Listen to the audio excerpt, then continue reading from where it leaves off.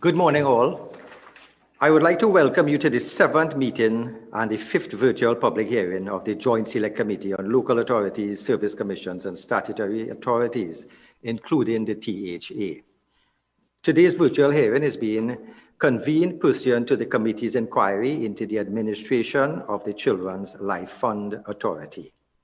Members of the listening and viewing audience are invited to post or send their comments via Parliament's various social media platforms, Facebook page, ParlView, the Parliament's YouTube channel, and Twitter.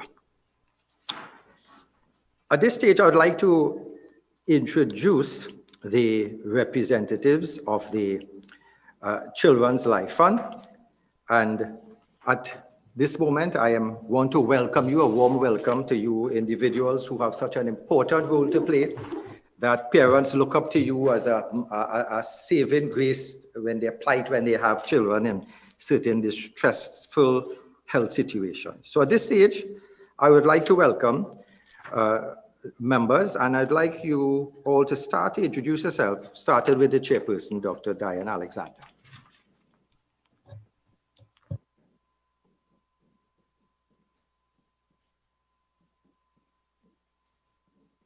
I'm Dr. Diane Alexander. I am a qualified pediatric cardiologist, previously associated with the Ministry of Health, but I'm now solely in private practice, and I have been chairperson of the Children's Life Fund Authority since September 2020. Thank you, chairperson. Good morning, Chairman and fellow colleagues. A pleasant good morning to everyone. My name is Karen Sibaran-Bondat. I'm a representative from the Ministry of Finance.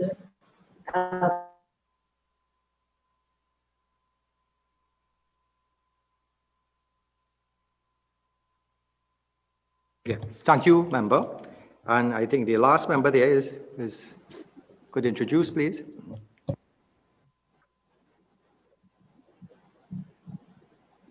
Good morning, Ayana Webster-Roy, member. Thank you, Miss Moore. We were not hearing you initially, but I think you did introduce yourself. So it's Miss Eugenia Moore. And thank you all for coming here this morning.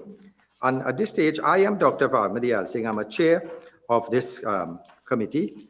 And I'd like my members who are present to please introduce themselves, starting with Mrs. Lisa Morris.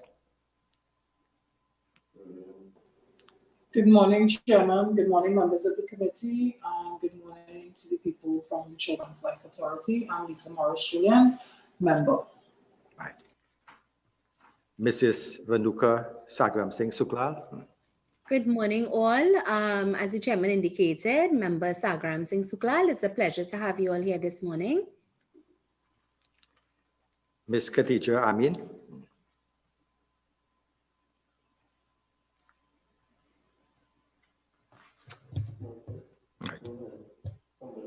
Okay, could I get Mr. Nigel De Freitas?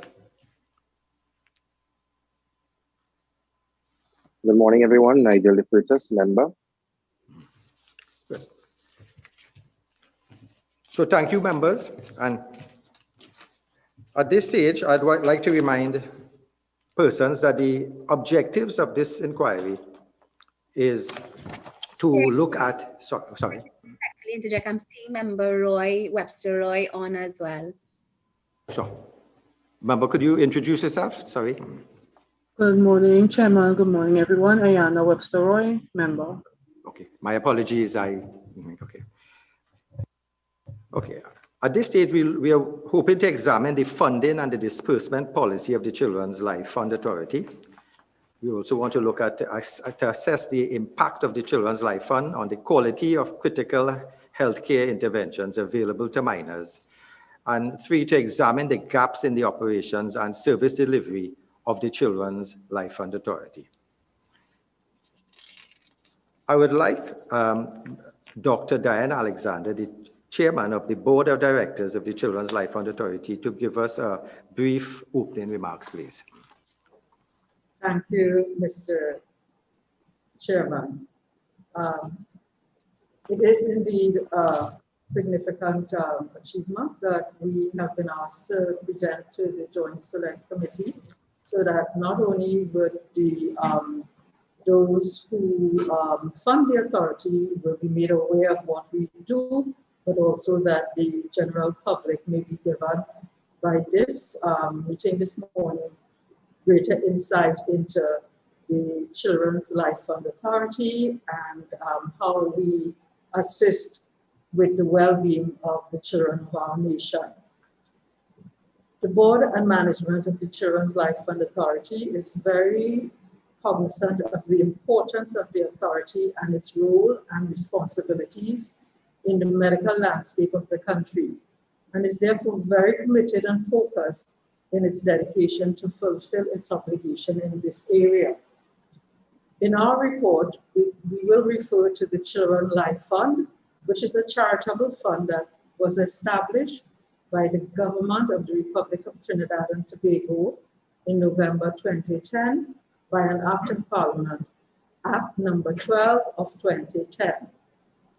The Children's Life Fund Authority is a body bestowed with the responsibility to operate, manage, and administer the Children's Life Fund. Part of the Children's Life Fund Authority is the Life Unit, which manages the daily operation of the Children's Life Fund Authority. Our vision is very simple. It's that for every child, life is an extraordinary journey into tomorrow. And we hope by helping them that they can experience the fullness of life. Our mission, therefore, is to provide funding and support for children with life-threatening medical conditions while enriching families with hope and strength. The authority ensures that all eligible applicants to the fund are carefully considered by a team of highly qualified specialist doctors and medical social workers.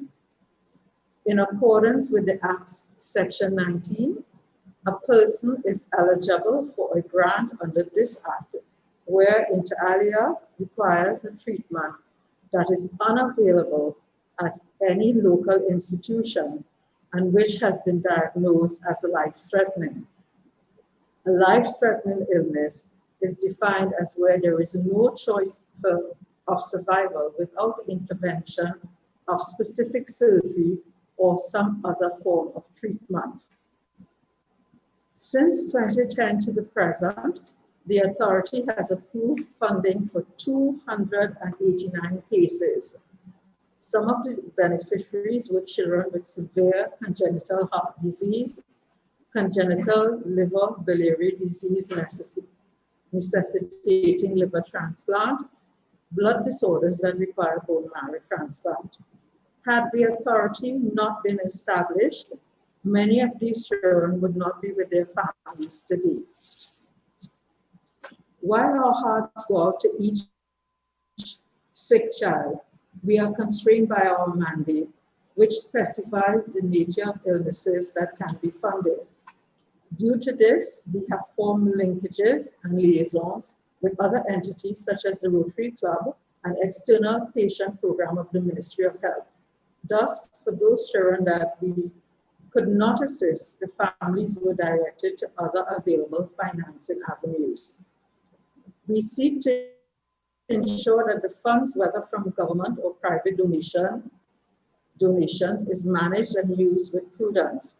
This is to ensure transparency. Thus, the donors can be assured that we are funding activities for which we are mandated. We have at times received requests for funds that unfortunately do not comply with the laws and rules that govern us under the Act. All decisions of the Children's Life Fund Authority must always follow the Children's Life Fund Act, and any change in our mandate must be reflected in a change of the law that governs us. The authority partners with accredited and reputable international hospitals to ensure best care options for the children and reasonable financing and directly covers all approved expenses. We at the authority would like to forge more linkages and partnerships so that we can not only continue to help those who we can assist, but also to provide options of care for those we are restricted to help. We encourage individuals, corporations, non-governmental organizations, and any willing entity to partner with us or reach out in some way to the children we are not allowed to assist, so that no child should be left behind. The daily work of the authority is carried out by a small group of hardworking and dedicated team of professionals at the Life Unit. The Life Unit is supported by a well-structured board whose members are professionals with a wealth of experience in medicine, finance, human resources, and public relations. The Children's Life Fund has made a concerted effort to address the questions outlined in your correspondence, and we hope that the information submitted assists the committee in its deliberations. The team present here, that is Director Sibaran Blondet, Director Noel Moore, and myself, are willing to assist the committee with further deliberations, and it is hoped that the contributions of the authority as an important stakeholder will contribute to the improvement of the lives of the children of our country. Thank you. Thank you, Dr. Alexander. You actually went through a lot of details of your limitations and your plight in satisfying parents, and changes that we may have to look at also in the legislation if we are to assist you and assist the public in any sort of relief to children. So I thank you for your dedication, and I must say, Dr. Diane Alexander, I had the pleasure of being trained under you and Dr. Petronella Manning in the neonatal ward at Portisville Hospital. And I know your dedication to service of humanity. And a lot of children who are adults are very grateful for your intervention and your hard work that, for years I've seen that service.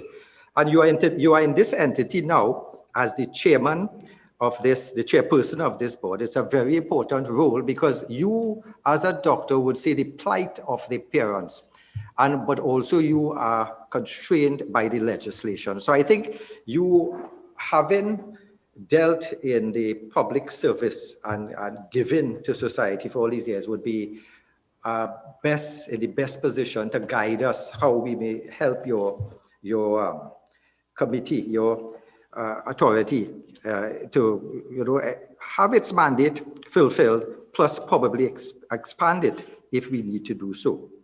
So at this stage, I would like to welcome you members again, and I would like to remind committee members and officials to direct their questions and concerns through the chair, and officials would kindly activate their microphones on their devices when they are acknowledged by the chair and turn it off when they have concluded their contribution.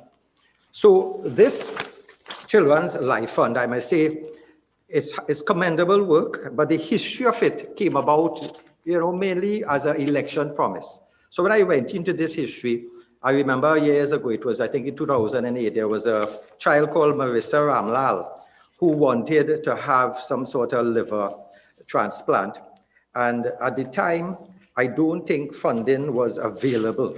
So since 2008, the country actually, when the country got aware of this, the plight of baby Marissa Ramlal and their family's plight, mobilized and tried to help this person. So it became, in a sense, a political promise from the PP's government, and it materialized into this body, which I'm thinking have done a lot of work. There were criticisms when it came out initially, where persons were saying there's also the medical aid fund in the Ministry of Health.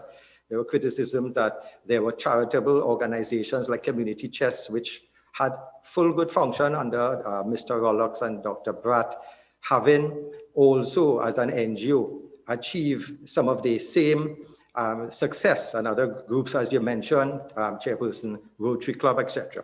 So whilst criticism came about in the start of this authority, this is our first public assessment of your function. This is our first public hearing to see how you're doing, how we could improve. And I'm thinking that at the end of this, I'm hoping we can really get some, some suggestions that can at least help us move on to providing better service. And as a professional doctor on board, I am saying that, you have to be appreciative of the fact that there were reports in the media recently where I saw UNC claims, loses a claim against the Children's Life Fund. And it was on the Tuesday, the 26th of February, 2019, where I think children had made an application for, bone marrow transplant. This is the thalassaemic patients. And I think they lost that court case. The plight is there, the need is there, but it was lost. So even though politics did play a part there, and even before that, we had in 2012, I have a headline here, Rowley slams Carl's use 5 million Children's Life Fund gift, where the then leader of opposition claimed that, the one state entity who is actually getting state assistance is now putting that money into the Children's Life Fund, and he questioned that. So political heavyweights did weigh in to your authority. So at this stage, you have to see, do you have the independence? Do you have the fact that the legislation covers you? Do we need to go further? So at this stage, I would like to ask one question of the authority.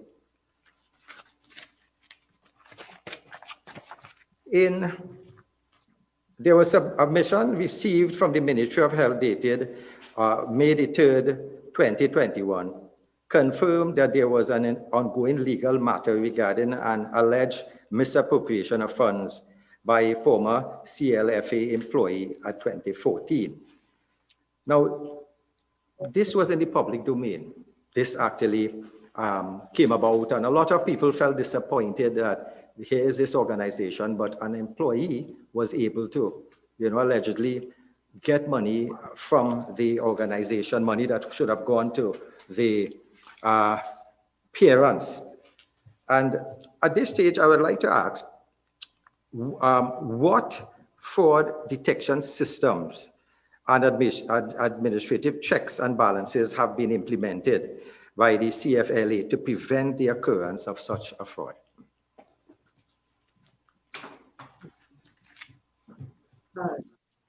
Chairman, I would like Director Sivaram Blondet to answer that question, if that is all right with you.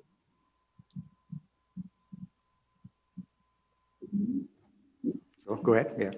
Again, to Chairman, the participants, members. Yes, Chair, that you're quite right that there was that incident that occurred. Further to that incident, there was a fraud squad investigation and proceeding in that matter. That is in the year 2014. This was conducted. The matter was reported to the police, and it was the risk was contained of that employee misappropriation of funds. The CEO at that time, who uncovered the infraction, reported the incident. This resulted in the discontinuation of the disbursement of cash to the Children's Life Fund Authority, the office itself. At that time, cash disbursements would have been made to the parents to conduct the, to pay for the, sometimes the surgery and for meal allowances. Since that time, structure has been put in place, the finance aspect of it. Systems and procedures have been put in place to ensure that that does not happen again. Payments are made directly to the bank account account of the suppliers, that is the hospitals, externally.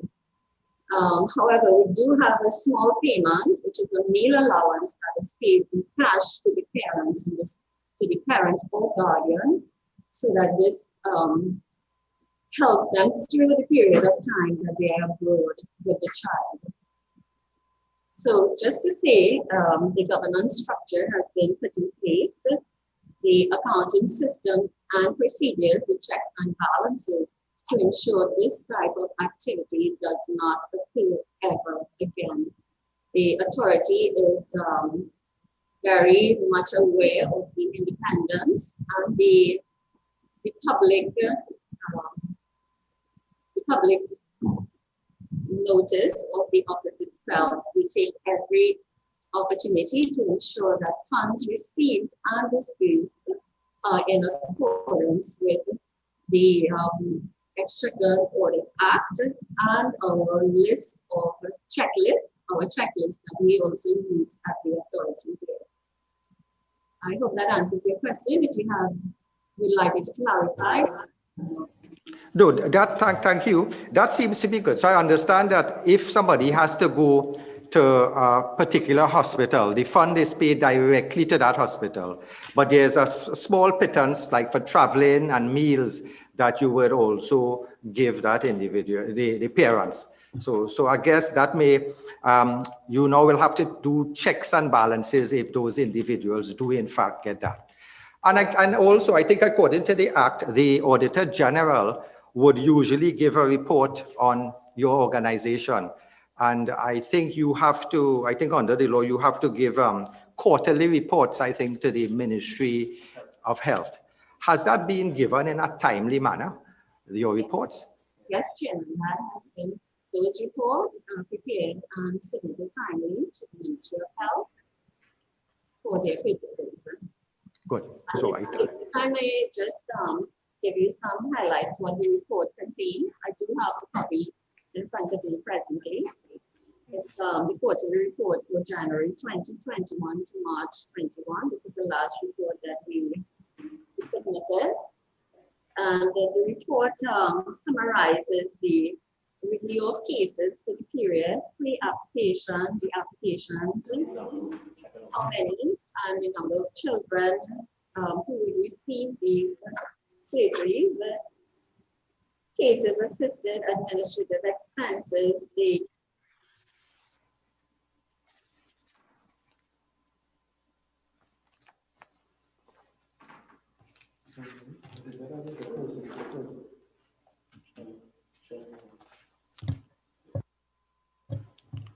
yeah, we have some technical problems there.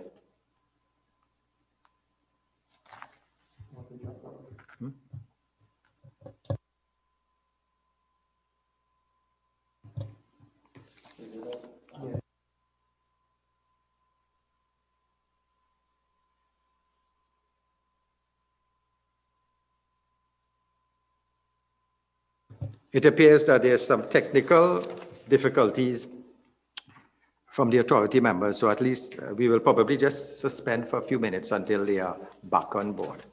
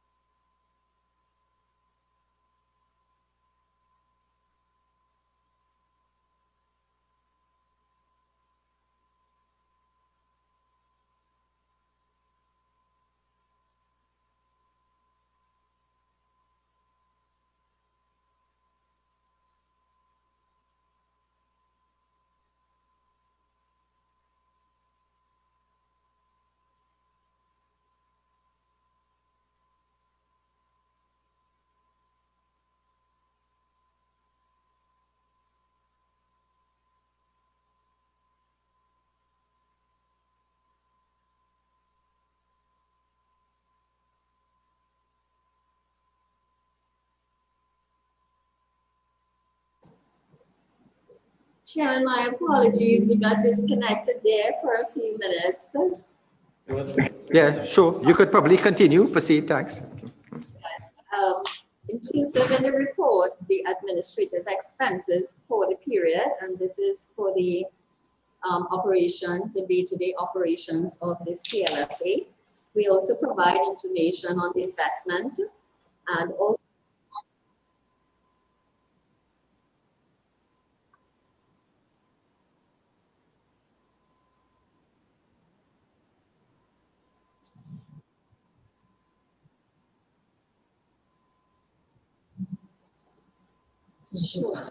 So members and authority, we would have to restart at 10:43 because we are still undergoing some difficulties.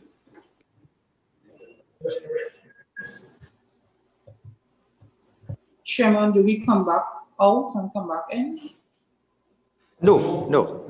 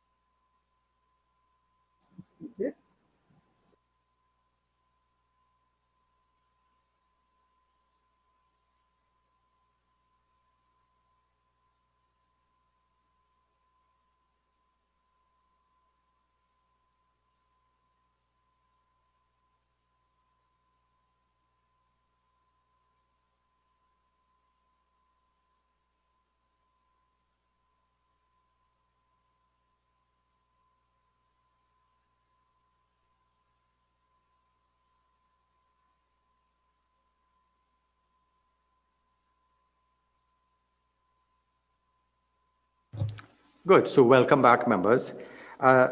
Chairperson, Dr. Dan Alexander, you were sharing with us some of the oversight mechanism that you have implemented. Could you please continue sharing that with us? Thank you. It was Chairman, it was Director Sibaran Blonda was clarifying how we have addressed the problem with disbursement of funding so that there is no impropriety on behalf of the staff. The staff, would you like to continue?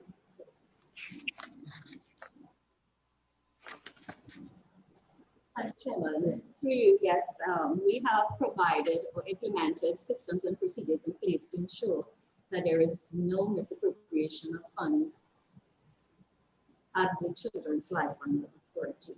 There is a comprehensive process that is followed, the accounting checklist that is done, and also the disbursement of funds to our suppliers, which are hospitals, disbursements directly to their bank accounts. And I had mentioned earlier that we do provide a small disbursement in cash, but this is done at the over-the-counter transaction at the bank. And there's no cash transfer at the Children's Life Fund Authority. Every financial transaction is done through our bankers. Yeah, thank you. So at least, we have to realize, we would be having individuals who would be dishonest in any organization, but you have to put the checks and balances in place that, you could prevent it, because, when that came out, it actually would have probably prevented certain private firms from giving their donations, not knowing if there was corruption, but at least you came out clear. I think the court case is there, and that is commendable.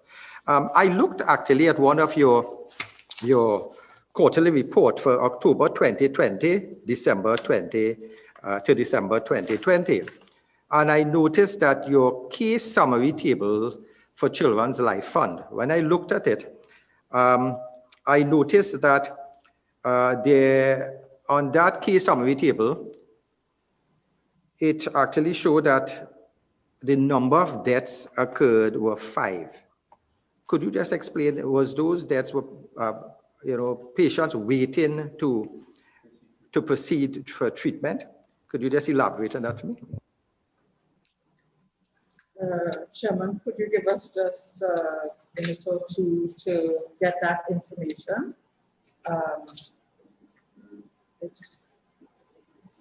It's not there.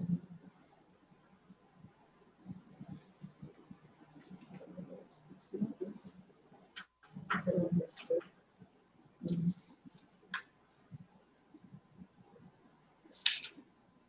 Chairman, Yes. with your indulgence, can we come back to that question? We are here at the authority and we do not have that information immediately in front of us, but we will provide it shortly.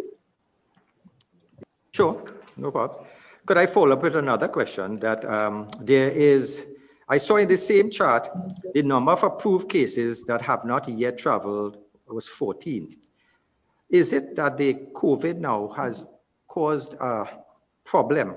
Because remember, certain countries who would want to now have a COVID passport and also may not be willing to take in persons into their country. So even those cases were approved and have not traveled. Could you give us some ideas of the difficulties you are encountering?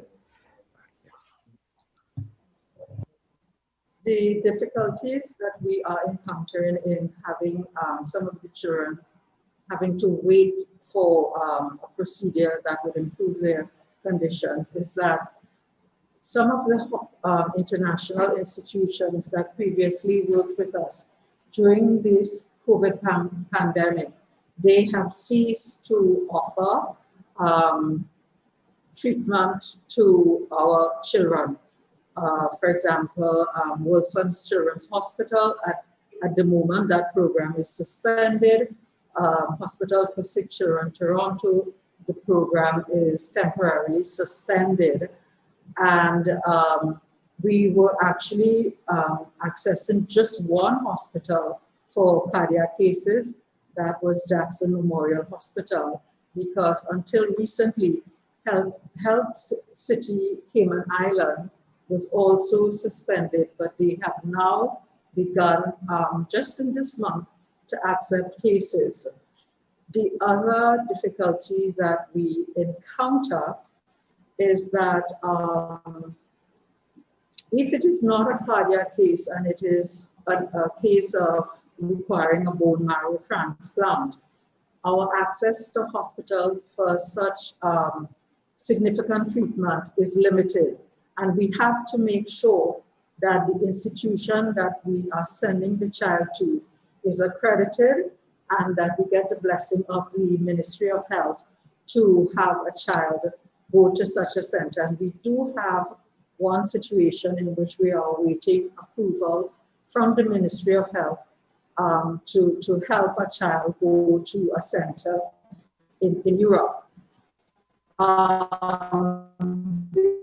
The other thing, because of the COVID pandemic, we do not have access to regular flights, and we have had to use the air ambulance service.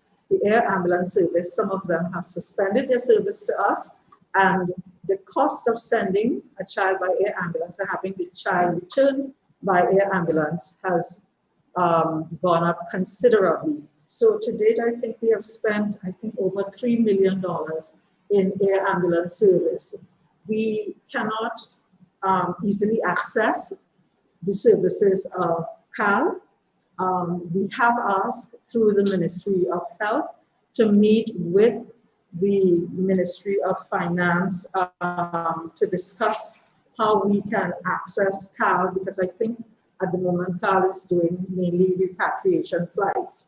But if we have a child that has gone away, got surgery, and is improved, in most of the cases, there is no need to use an air ambulance to have the child come back because the child is better than when they left here. But we have to. So if an air ambulance service costs, and I'm just saying off the top of my head, $29,000 to take the child to a hospital and $29,000 to return, that's an astronomical figure when an air ambulance is actually bringing back a well child and his or her parent. So those are some of the issues that we have encountered. Thankfully, through the Chief Medical Officer, the business of accessing vaccines for our beneficiaries, for the parent, approval has been given with writing that if a parent is willing to have the vaccine, arrangements can be made for that parent to have the vaccine outside of the guidelines that have been set by the ministry. Before children travel, PCR testing is done, and so far is acceptable. But we recognize that shortly there will be a time for air travel beyond our borders that vaccines may become mandatory. I hope that answers your question, Chairman. Chairman, if I may add to your contribution, just to give you an idea of the figure we have spent to date for January, February, and March 2021 in air ambulance fees, it's US $1,023,700 so far we have spent with respect to air ambulance service. Yes, so definitely, I think you need to get Carl on board to assist to save some of that cost. So it's an initiative, I think, that on your part, I'm hoping that we can make some recommendations also. And do you also have any difficulty where you are getting problems with the embassies to give visas? Because I remember there was a case years ago, I think there was a young man named Hakim Prime from Claxon Bay. He was diagnosed with a neurological disease, but was denied access to treatment because his mother was not granted a visa. Do you have a link with these embassies, the United States or other countries to expedite that for the parents of these patients also? Chairman, yes, we do, and that is not a problem. We at the authority assist parents in starting locally if they do not have a passport. We assist and expedite the getting of a passport, and there is an arrangement for the beneficiaries to travel if it is to the United States or any country that requires a visa for entry into that country. That has not been a problem that parents have to handle on their own. They are assisted by the authority. So we know that funding is a problem now, especially where the public purse is stretched. How much, like your subvention, how much money do you get from the state? And in terms of private enterprise, how much do you get, from the private enterprise? So Chairman, I may take that question. Yes, certainly. Thank you. Chairman, before I continue, I just saw a question from member Webster. If I may answer the question, equates to how many children? So I will answer it shortly. Sure. Okay. So back to your question about funding. So there are two aspects of funding. There is an allocation under the Ministry of Finance for the Children's Life Fund itself, and that allocation is drawn down by the authority annually. However, we have been prudent in the way that we request funding under the Ministry of Finance for the CLF. We use a trend analysis to determine how much money was spent in previous years and try to make some sort of analysis what it would be required for the following year. So we are able to draw down on that fund, but we have not entirely used the full allocation for the last 5 years. Given the shortfall in revenues of government, we have considered that as well in determining what is prudent to apply for allocation under that fund. Further, the other allocation that the Children's Life Fund Authority receives, this is a subvention from the Ministry of Health, which contributes to the day-to-day operations of the Children's Life Fund Authority.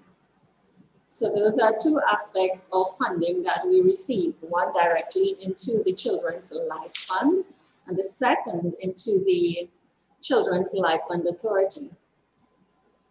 If I may further clarify, the Life Fund Authority is for disbursement of funds for surgeries for children, and the funding of the business operations of the CLFA, that is the subvention from the Ministry of Health. I hope that clarifies your question, Chairman, if you would like. Okay, just one thing I'd want to ask is, it was noted that investments are a substantial part of the finances of the Children's Life Fund Authority. Could you now give an idea of the different financial instruments that, that comprise your investment portfolio?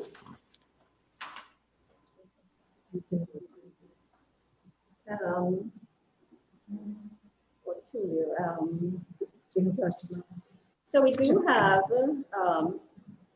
two investments accounts. You would notice we do have a Abercrombie fund, which is the investment account of the CLF, and that is the fund where funds are received from the Ministry of Finance into that account. We do have the savings account, which complements the Abercrombie fund, where we make disbursements from that fund for the surgeries as well. We also have the Carrier Fund, which is a U.S. investment account, and this was in the initial days where we would have received donations externally in different currencies, and this is that sums that would go into that account. I do have to say that presently, for the last few years, the account has mainly grown by interest and no foreign donations. With respect to the savings account in US, we do receive refunds from suppliers, or external suppliers for account for that, for those receipts of funds. So I'm gathering that Ministry of Health does more the administrative payouts, whilst the Ministry of Finance does the payouts for the actual treatment, right? So in terms of trying to get investors to come on board, like the public sector, do you have any sort of a policy where you actually go out to try to get funded, any active policy?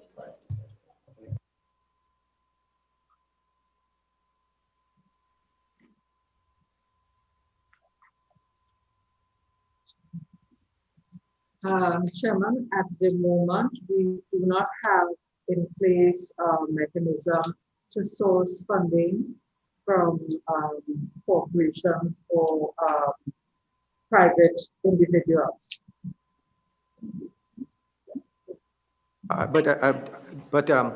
Did you? Chairman, if I may. Sure. Yeah, proceed. Yeah. We do. Sorry about that. So I'll just add to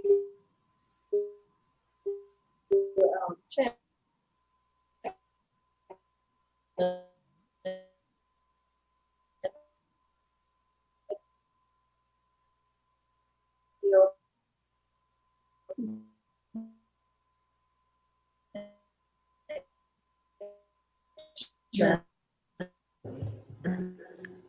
We do Members, we are getting some difficulties where you are frozen in screen. So if sometimes you can just take off your video and okay. Yeah. Good.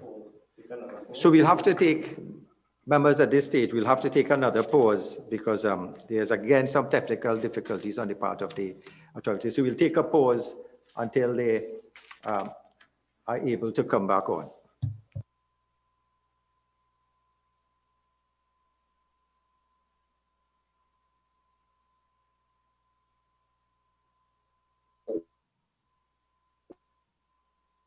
So we're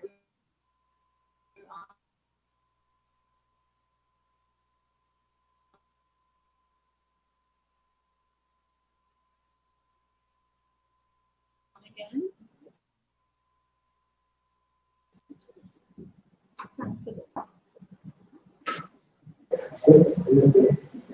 Thanks to Doctor. Because we're so close, we have to keep it too close.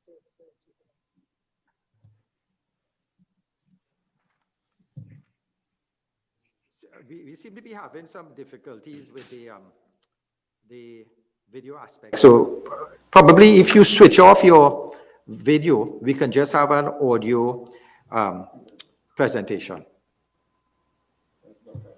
Yes. Chairman, is it for us as well? No, it's for Dr. Alexander and her team. Yeah.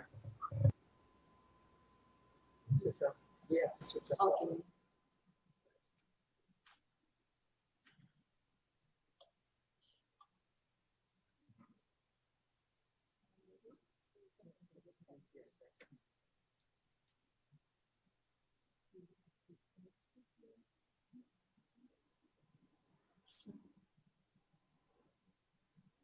Chairman.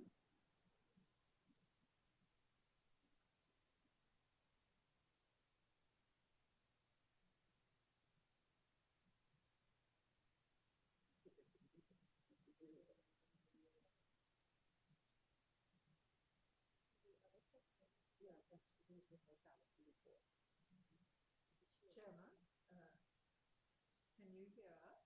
Yes, we can hear. So yes, you could probably continue. You're looking at the ability to attract private investors to deposit in the fund.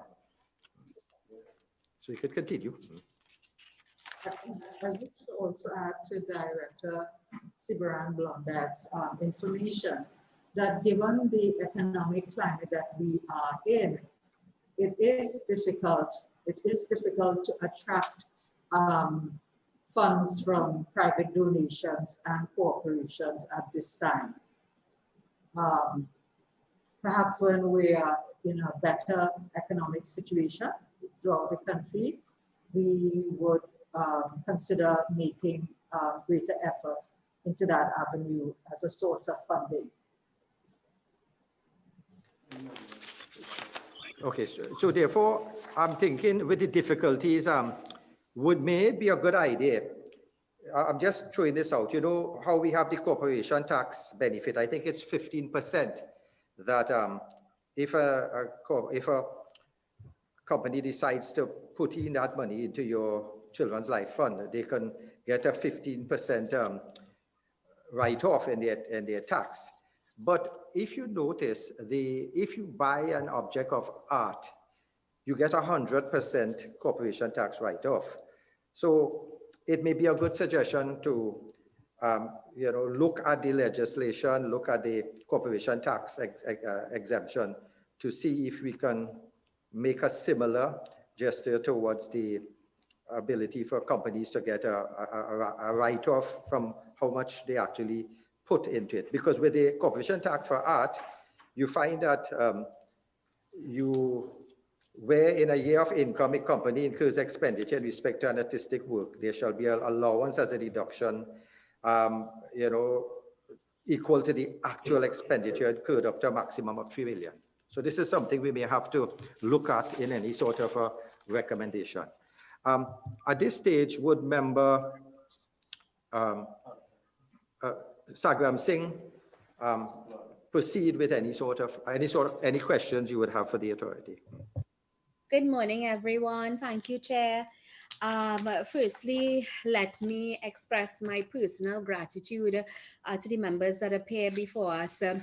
Certainly, the business that you all deal with is very important to the future of our country, especially those children, as Chairman would have indicated in his opening remarks, and for parents who turn to you all and see you all as, a sign of hope, a beacon of hope, especially for parents who can't afford medical attention for their children. So personally, I want to express sincere gratitude to each and every one of you for all of the work that you all have done thus far and continue to do in the interest of our country's children, and more so the most vulnerable in our society.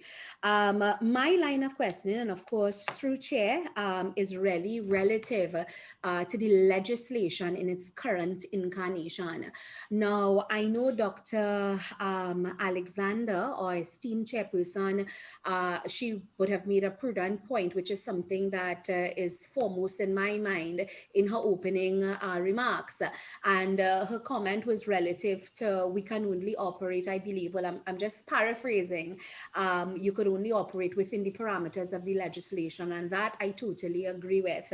The good news is that the persons who sit on this committee, members of the committee, we are legislators, and we are the ones who are in a position to make recommendations if we see it fit relative to improving said legislation, so that of course we could give and offer you all the best opportunity in law, on the statute books, the opportunity to be able to operationalize and achieve what was the goal and function of this fund in the very first instance.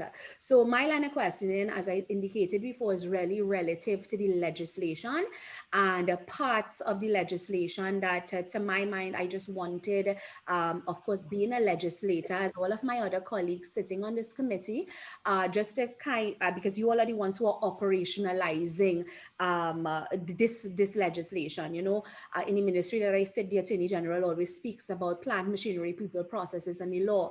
And it's only when you sit here as a legislator, and I'm sure most of my colleagues could relate to that, you realize that all of those parts are crucial for legislation to actually be able to operationalize. So we have the legislation, which is the law. I'm concerned about the plant, machinery, processes on your end, and whether or not this law, there may be indeficiencies in its current incarnation, so that at least I can address my mind, and perhaps the committee can address my colleagues to what areas what areas the deficiencies exist in the law in its current incarnation, and perhaps what we may need to consider in our legislative setting and a legislative agenda as it relates to the Children Life Fund and improving it. So that is just the context in which my questions, or a backdrop to where my questions would be surrounded. Now, so with that being said, if I may respectfully go to the legislation, it's not a legal class, so I don't, so it's just really, I would go through this section, and I just want to get from it. So my questions to you is not related to the law, but related to the operationalization of that section. So at least in my mind, and at least in the committee's mind, we can see whether or not there may be a legislative blockade there, or mischief, which we may probably need to you know, rectify. Right now, one of the well, of course, funding is one of the major issues. Section 21 of the Act, we understand that is what, especially Section 21(4), it sets the cap as per, it sets no grant shall be exceeded, no grant shall exceed $1 million. Now, in 2010, when this Act, of course, would have been passed, of course, we would not have contemplated, in the Parliament's mind, there would have been no contemplation of the pandemic and the challenges, of course, that you all now currently face. We have no idea when this pandemic is going to go away. It is what it is for now, and but we must still be able to function and assist our vulnerable. With respect to this cap, being that cap of 1 million, my interpretation, and I could be wrong, and this is the guidance that I want, my interpretation is this cap, at least based on the financials that I would have looked at, the cap of 1 million, it is inclusive of what, in my own terminology, is disbursements meaning all those ancillary expenses, air travel, hotel accommodation, visas, all of those things. And then we have what my own terminology I deem as the subsidiary expense, the substantial expense, which is the medical expense. So that's just my own way of trying to understand, internalize how the $1 million cap works, right? In light of, so legislatively, you're bound to this 1 million. But in the Ministry of Finance's presentation and Dr. Alexander's presentation, we understand the real challenge now of air ambulances and all of that. Very simply, a question: in light of the pandemic and where we currently stand, some of those challenges relative to the ambulances and the costs, that the extra costs that we now have to incur, is this cap, is there a need? Do you all believe there's a need to seriously consider as a parliament revisiting that cap, or probably how we structure the $1 million as per whether or not that $1 million should really refer to medical expenses, and we have our disbursement costs, for want of a better word, treated separately, just from an operational perspective. Thank you for the question. The case disbursement as it operates now, with a ceiling of $1 million, is that the money is used towards surgery, meal and accommodation, airfare/air ambulance, visa, and also so that most of our cases, outside of the pandemic, most of our cases, we have been able to manage with a ceiling of $1 million. Okay. At this stage, I mean, we are in a situation where this is an unusual phenomenon. Right. And we do have to address, if we can address with the Ministry of Health and the Ministry of Finance, the business of air transportation, and see how we can get our national airline involved for return of cases. I think that we can still stick with the ceiling of $1 million. I defer to Director Sivarando on that. Okay. To give her input, please. Chair, through you, I do agree with your comments.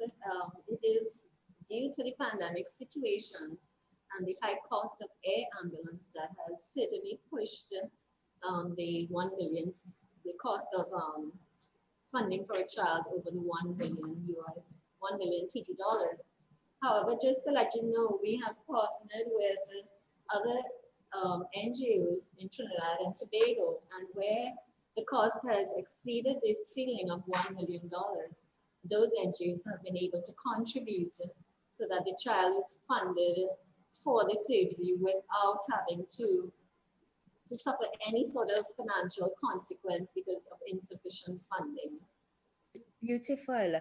Well, it's good to know that we still, and that's why I trust in our country that we still have humanity and people who would always reach out. The legislation, coming to the question of NGOs, I know the legislation itself, I'm not seeing the exact section, but I know it speaks to giving the authority the ability to collaborate with other organizations, right? Forming partnerships and so on. I remember Dr. Alexander would have mentioned that section 9, I believe, of the legislation, section 9J, I believe.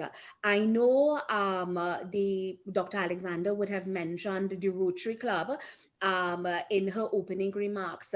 Would you be able, for the benefits of the public, and of course, because I know a lot of people give, and they give, my mother used to always say, when your right hand give, your left hand must know. But I think sometimes it's good to also give a recognition to persons who have been playing their part in assisting the organization. Are there any NGOs in particular you may be in a position to identify who have stepped up to the plate and really offered that assistance, especially in those instances, which I believe is remarkable, where we have exceeded the cost of $1 million and they were willing to step in and lend the assistance? Would you be able to tell, at least for the benefits of the public, and to identify and give recognition where recognition is due? Through the chairman, yes, we can identify not only the Rotary Club or clubs of Trinidad and Tobago, but there is also the Community Chest Organization, and also the Just Because Foundation has also contributed where necessary in the involvement of cases, just to name just a few. And this is just off the top of my head. Beautiful. Chairman, through you, so if I may respectfully look at section 25 now of the legislation, right? Now, that particular section focuses on financial resources. So for the benefit of the public, yes, we understand that the children's life, and it's a public account, section 116, I believe, of the Constitution, would speak to, of course, the account being a public account, the Auditor General having to audit all of of those things. So yes, we understand that. The children, section 25 of this act in particular, it speaks so the subheader of this section speaks to the financial resources. In other words, meaning where you all get your money from. So for want of a better word, in my mind, it's like a consolidated account where everyone, there's a contribution, whether it's from government subvention, because the act says that, government subvention, private contributions, and so on and so forth. At least from a legislative perspective, I want to focus on section 25, subsection 2B, that deals with private contributions to the fund.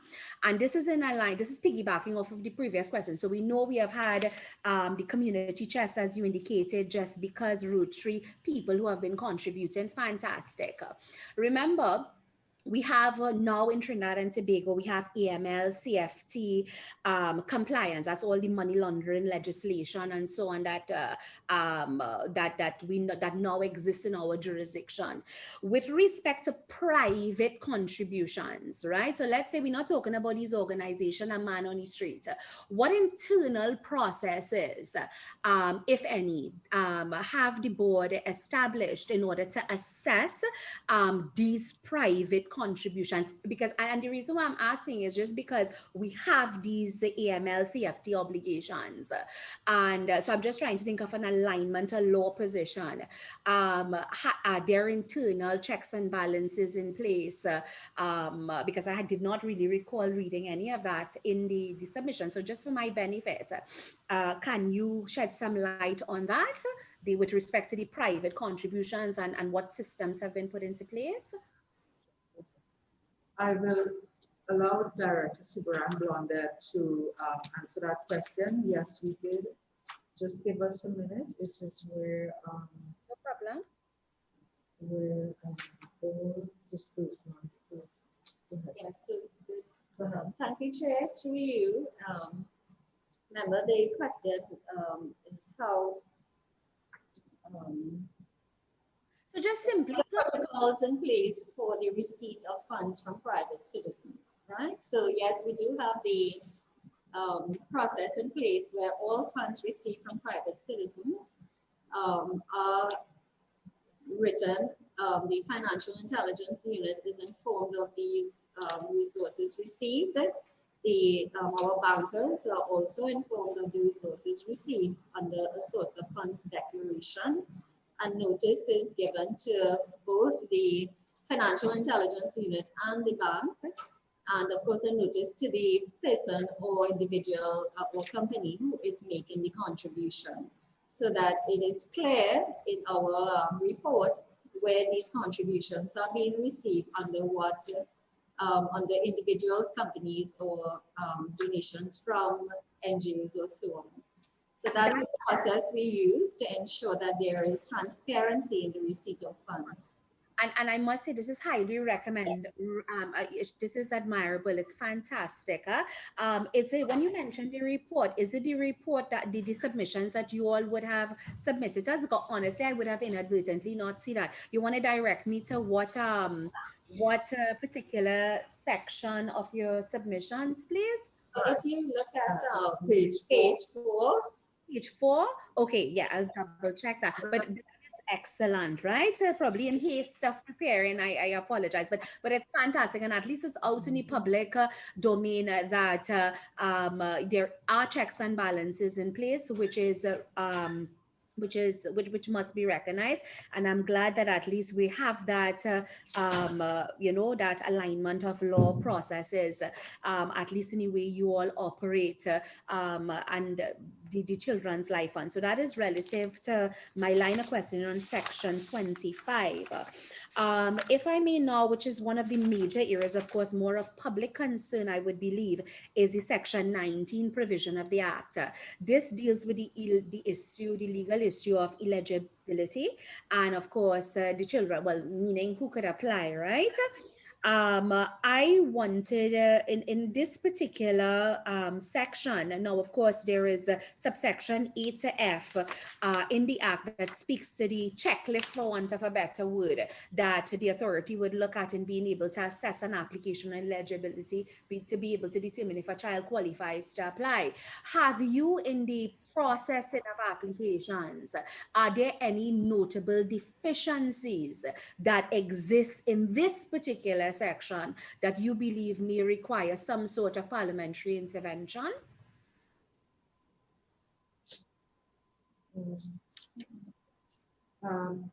Not at the moment. When there's an application, there is a checklist that we have under the Act. And if you will allow me, it's attachment D, which states exactly what is required of the parent and of the doctors. The procedure would include a medical report is received from the referring specialist or parent/guardian medical social worker. Parents are informed of documents needed to complete the application. Upon receipt of all documents, medical report is sent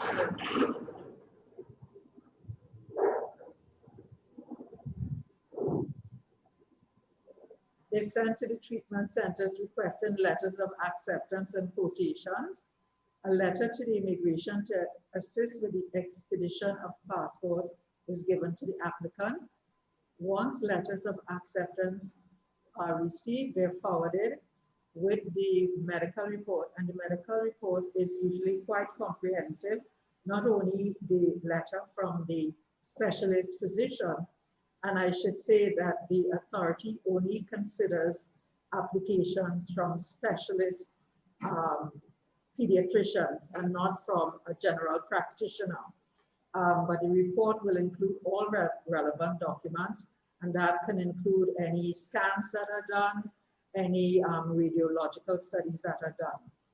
There is a clinical panel of doctors, usually 3 or 4 doctors who again are pediatricians, and on that panel we include one specialist physician who is an expert in that particular area. For example, if it's a cardiac case, then we must include at least one cardiologist. If it is a bone blood disorder, then we must include a hematologist and so forth.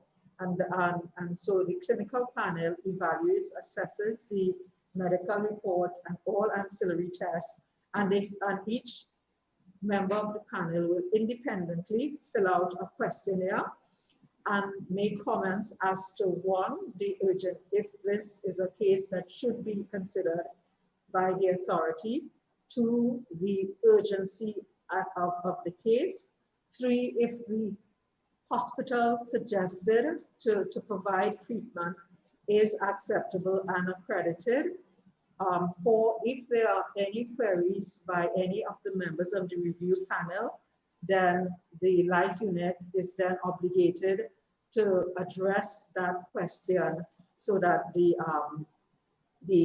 panelists can view the application with satisfaction.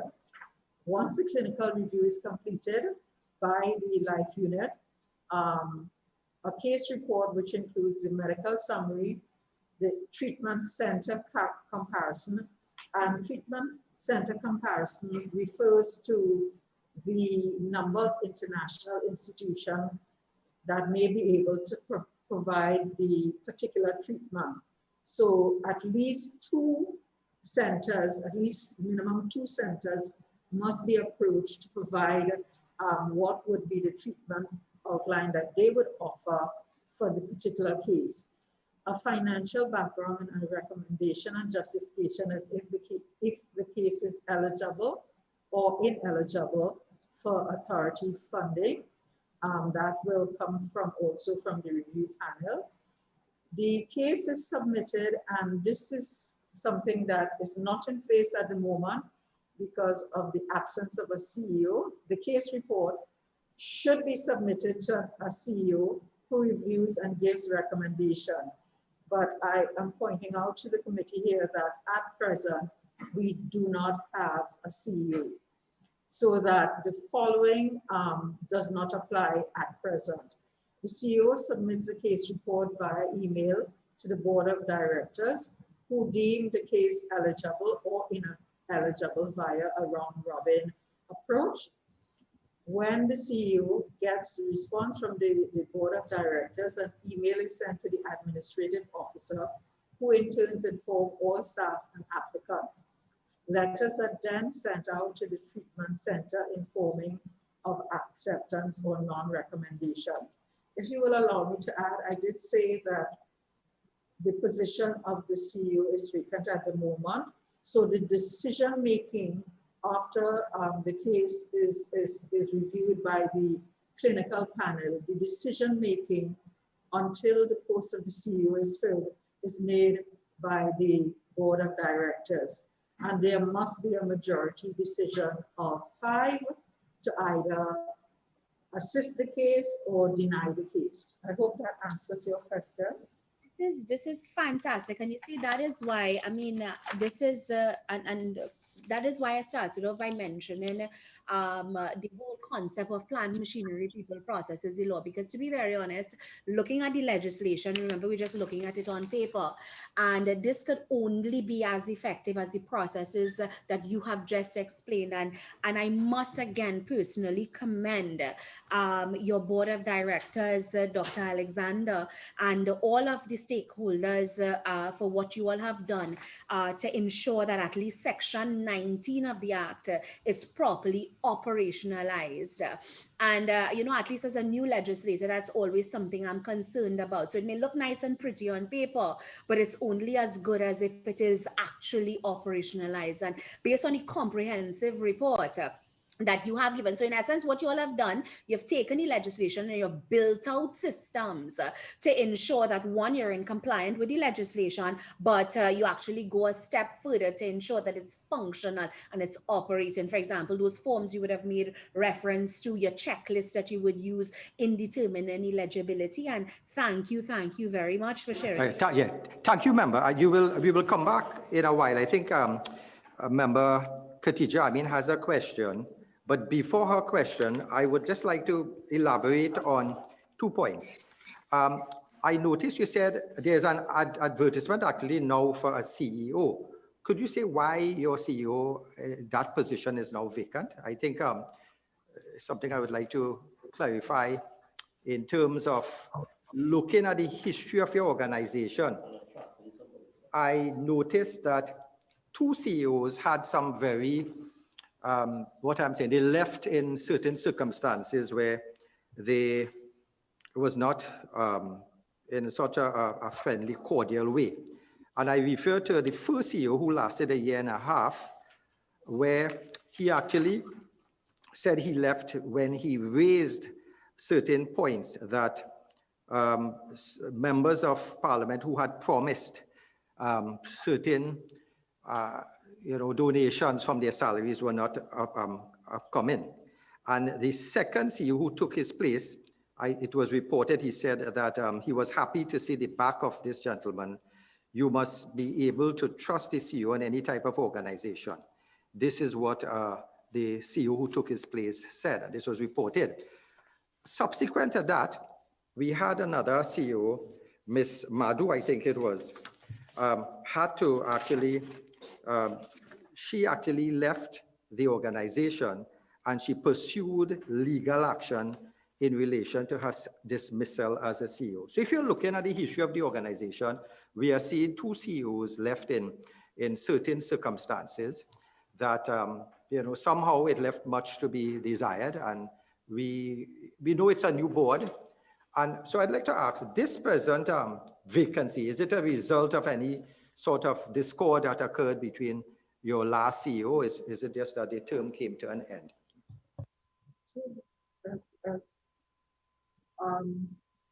The chair, the historical information that you have provided, I have to say that I am not fully cognizant with, but I can just highlight what this, we did have in 2019, a recruitment company advertised for the CEO for the authority. The process was completed an applicant was selected, but final approval was not given from the Ministry of Health. So then in 2020, the position of CEO was again advertised. Interviews were completed. An applicant was successful, but for personal reasons, quite unrelated to the authority, that applicant did not accept the position. And I believe at the time, the person who scored second and was approached had already found other employment. We have since, as of March, April of this year, advertised the position for a CEO as well as a family case manager, because those are the two senior positions that are vacant. Given the historical information that you have given, it is clear that we as a board have to really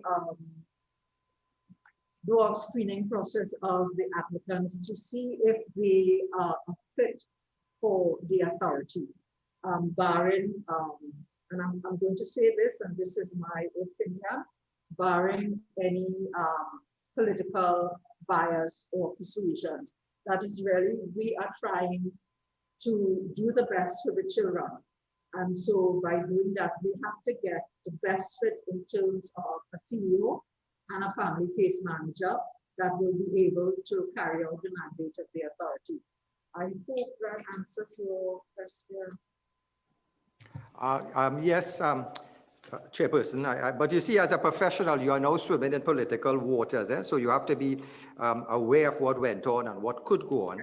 And one other question I'd like to raise is the fact that when Senator Sagram Singh raised Section 19, where you have to be diagnosed with a life-threatening illness, I noticed the plight of parents, and even the recent court case where the opposition actually put forward on behalf of the thalassemic patients, where they are saying they needed bone marrow transplant to assist those parents, right? So we see the plights of the parents, and we realize that not all cases would be covered by the legislation. Now, I have here correspondence from Mr. Isa Ali. He's the president of the Society of Inherited and Severe Blood Disorders, Trinidad and Tobago Limited. And he's actually trying to make a plea for us to probably extend the Section 19 from not just life-threatening instances. And the fact that what he mentioned, the quality of life for these thalassemic patients, we have about 100 of them, 30 of them may need bone marrow transplantation, but not all at once because it depends on the availability and whatnot. But he made a plea that, you know, thalassemic patients must attend hospital once every month for blood transfusion. This process usually involves 2 days for one group and cross-matching, one for group and cross-matching, and the other for actual blood transfusion. So the time these patients are spending in the hospital would actually take bed space. Then it is a less burden on state resources, as one thalassemic patient on the average can cost the state approximately $2,000 per month for blood transfusion. Because if you look at a thalassemic patient being treated for 30 years, they would need 360 blood transfusion, 360 pints per patient for a 30-year period. We have a blood shortage in our country.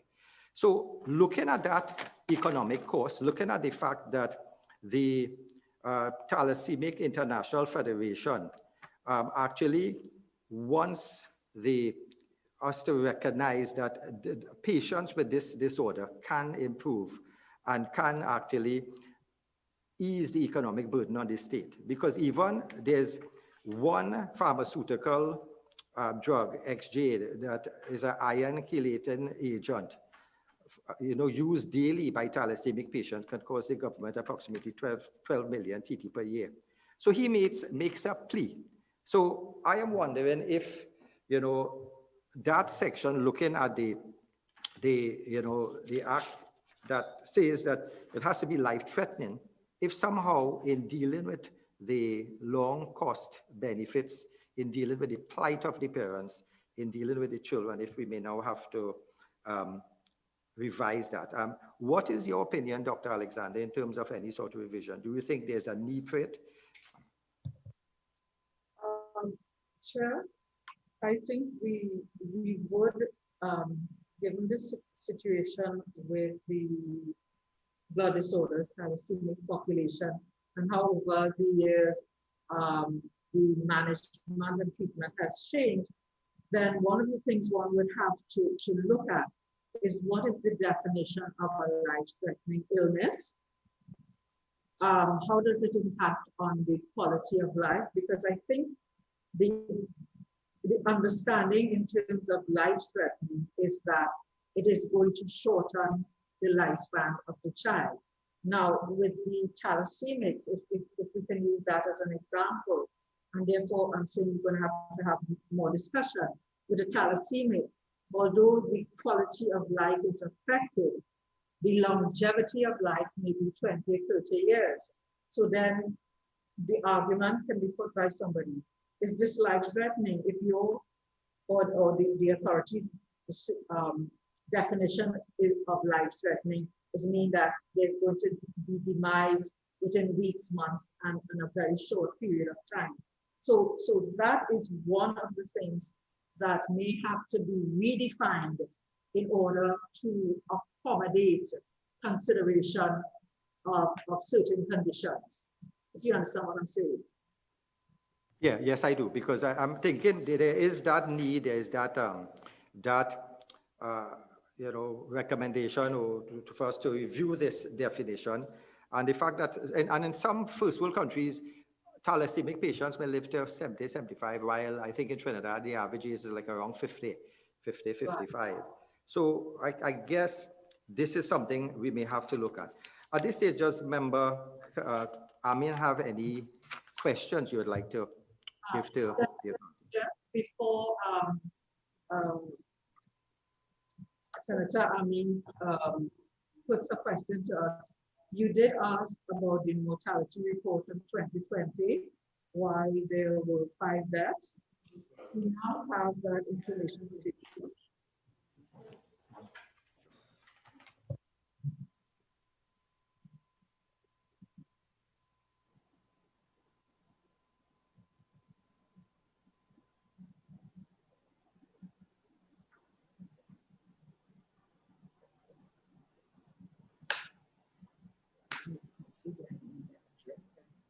Yes, is the information available? Yes, it is. Okay, could you provide it to you now? Yes, you can proceed. Thank you. All right. So the mortality report for 2020, in which there were 5 deaths, and you were inquiring the circumstances surrounding the demise of East Sharon. Case 1 was a case, and I will not mention the child's name. I'll just say the initials ES. This child had a cardiac condition, was reviewed by the clinical panel, and what happened, we got no response from any of the hospitals to accept this case, and this child unfortunately died on the 4th of November 2020. The case was initially, an update was provided as early as January 2020, and a final update was given to the authority on June 2020.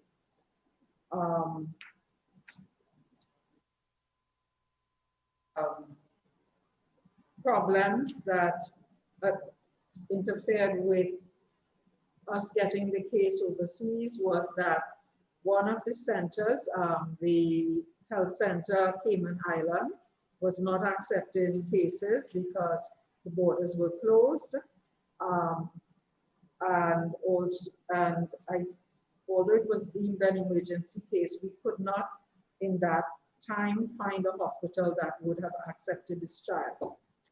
The second case, AK, was also a cardiac case and was accepted by the health center Cayman Island, but before all arrangements could be completed. Let me just go through here.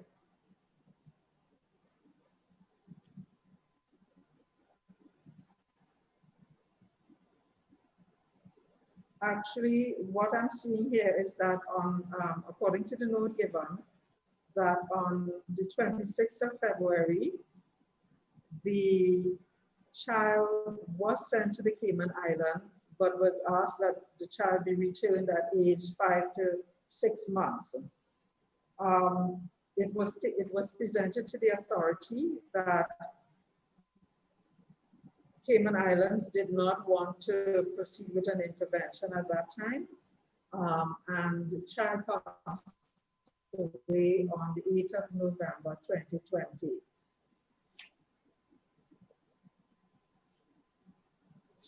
The third case was, again, a cardiac case, CD. Just a minute, I'm going through.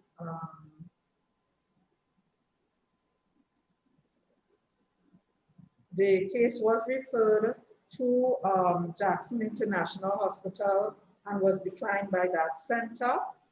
The case was accepted by the health center Cayman Island, but unfortunately, and that acceptance was on the 26th of November 2020, but unfortunately, the child developed an infection and died a few days later on the 5th of December 2020 before the child could be transferred for repair. So,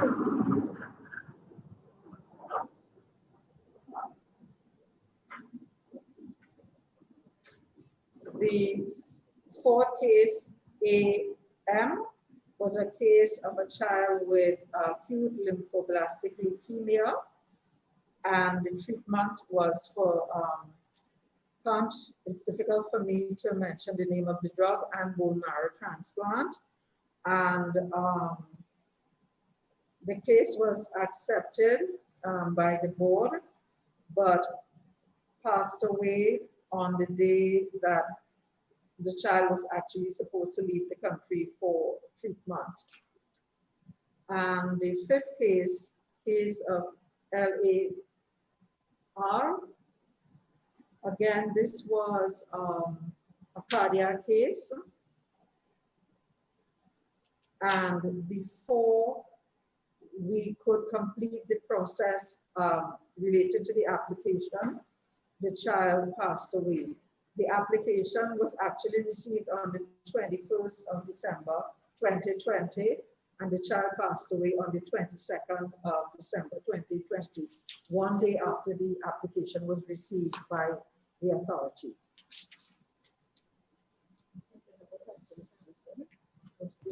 Thank you, thank you. It's a tragedy, you know, when we hear some of these cases there. Member Amin, would you like to ask some question?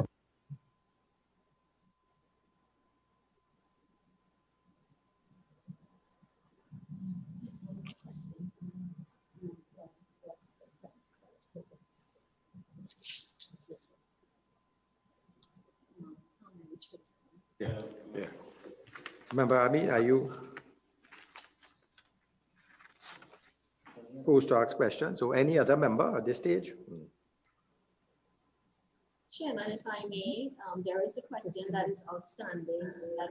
Yes, you may continue. Yes, we had paused your questioning. Continue. So there is a question that was asked by through the chat by member Ayana Webster, and it concerned how much of the 1,023,700 US was for the number of children.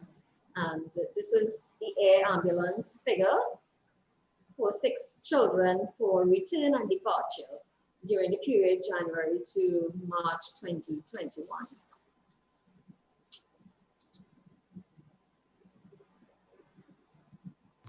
Thank you.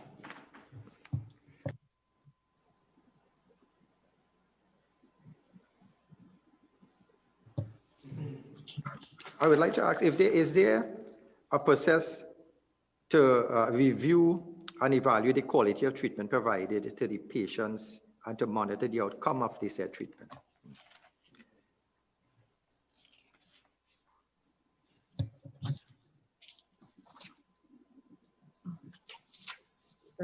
Chair, there isn't a formal process in terms of from the customer patient point of view as to the satisfaction of the process and the treatment. What we do provide in our quarterly report is the achievements of how many cases we are able to assist with to completion in terms of the child receiving the recommended treatment.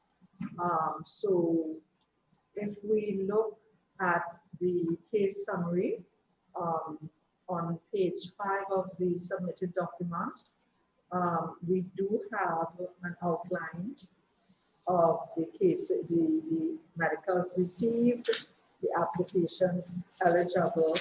This is, hold on, sorry. And this is in the quarterly report that is sent to the Ministry of Health. So the quarterly report for January 2021 to March 2021 indicated that 1, new medical applications received was 16, the number of applications eligible 15. So we would have had a difference of 1. The number of cases approved in that time, which would mean a complete application having gone through the clinical review panel, having been reviewed by the board of directors in the absence of a CEO. The number was 5, and as you see, 1 case was declined. And the number of cases that departed during that period were 3. We have, as you would realize, a number of cases that have not yet traveled but are pending treatment overseas, and cases approved over the 3 months which have not left is 1. Approved cases within the last 3 months awaiting arrival from the receiving hospital. So the information has been sent to the hospitals, but we are waiting for the hospital to provide us with admission dates. 1. Approved cases, family not pursued, we have none. And the number of approved cases for that period that are yet to travel is 14, recognizing, of course, that we are restricted by the pandemic. The number of cases returning from abroad in that period was 3. The number of cases incurring cost overruns and being processed and was approved was 1. And the number of other case-related reports is 1. And the number of deaths in that period was 2. So I hope that answers your question. And from we have information from 2016 to 2021 in terms of the total number of applications, as I had mentioned in my opening remarks, was 239, and the total number of applications approved was 160. And there was a difference, as you will realize, of 79 cases, and the breakdown of why these cases were not approved. 25 cases were declined, 26 cases the application was withdrawn, 17 cases received surgery through the local surgical runs, that is Caribbean Heart Care Limited, that does provide corrective surgery locally in some instances. The treatment available locally was for 7, and patients who sought private funding and therefore did not need the assistance of the authority was 3, and that is the total of the 79 cases that were not assisted by the authorities. In instances where applications are denied, is there any sort of appeal or process for reapplication? Not that I am aware of, but it is certainly something that we could look into and get back to the committee if necessary. Makes the recommendation. Right. But I've just been reminded by Director Sibaran Blondet that the clinical panel review would make the recommendation as to whether a case should be assisted or not. Does the Minister of Health have any overriding authority to say, well, you know, I mean, you sit as an authority, as a board.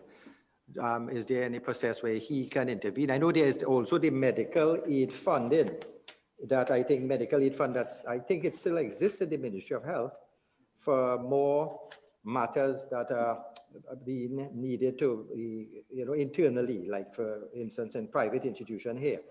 But if they are refused, is there any way that the medical aid fund can assist these individuals? I know the Ministry of Health officials are not here, and I would have rather them answer that, but do you have any idea that persons can now tap into that fund via the Ministry of Health? I myself have no direct information regarding that route, but as we had mentioned that if we can't assist a child given the mandate of the Act, we direct as much as possible to other charitable NGOs that may be able to assist with the case. And as to the first part of your comment, Chair, to date, we've not had intervention of the Minister of Health in the management of the authority. Okay. What are some of the reasons for like delay in disbursement of funds to applicants? Because it was noted in the year 2020, 10 applicants received approval but were awaiting disbursement of funds.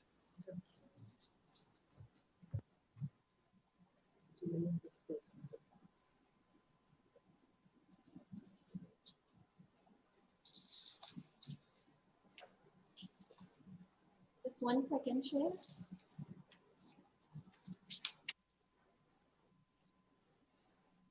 So we have, yes, there's a difference there for the disbursement of funds. We do have a breakdown of 16 applications awaiting disbursement. There is one application where a parent cannot be contacted to make the necessary arrangements for the beneficiary's transfer. There are 3 cases. They are emergency cases, and these beneficiaries will be transferred within the week of May 10th, 2021. And there are 12 cases that are not deemed urgent or emergency by referring specialists and clinical panel members. So in the meantime, they are being treated.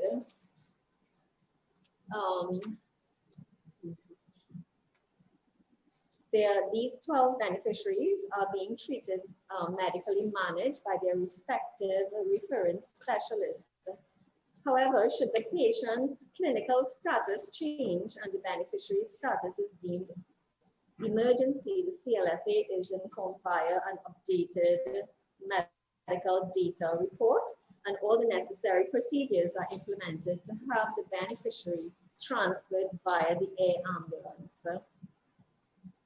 So the main reason, Chairman, is, for the non-disbursement is because of the air travel, the transportation, the air transportation abroad via air ambulance or charter flights, which have presented themselves as extremely expensive contributors to the overall cost of the funding of the case.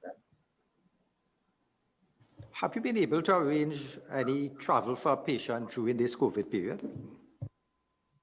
Definitely, Chair, we have yes, I think I will Just give me a second to locate that number.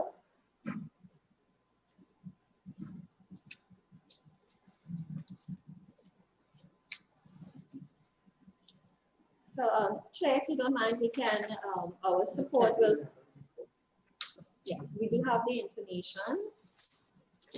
Since the pandemic started in 2020. Okay, so since the pandemic started in 2020, in the year 2020, we've had 11 air ambulance transfers, and so far for the year 2021 to date, 4 air ambulance transfers. That's lovely. So at least COVID is not holding us back from helping these children. During step 2 of the application process, the application process you have, the clinical history details gathered are submitted to medical institution recognized by the life unit to manage such cases.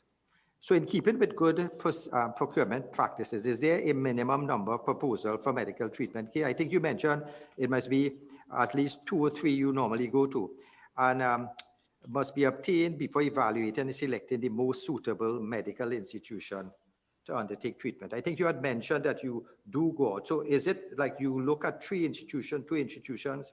How do you choose these institutions and make a determination after? Chair, the institutions that are available for accessing treatment overseas have been accredited and approved by the Ministry of Health. Whenever we are approached by an institution, either through the specialist, local specialist who identifies that institution as one that might be able to assist, that information is forwarded to the Ministry of Health with all the relevant documents certifying that it is an acceptable institution for treatment, and we await approval from the Ministry of Health. We do have at the moment just 6 institutions available to us, and we do have one pending for approval from the Ministry of Health for bone marrow transplantation. So in instances where more than one institution are willing to provide treatment, how do you make that final determination? Is it a cost factor? Is it a comfort level of the doctor, patient, relatives? It is decided by the best care plan. We do get an outline from each of the hospitals, the approach as to what form of surgery will be offered, what is the cost of that surgery, in some instances what the length of stay might be, and all of that is put to the clinical review panel for consideration to determine what is the best care plan for the child involved. Thank you. Ms. Amin, I think you had your question that you wanted to pose now.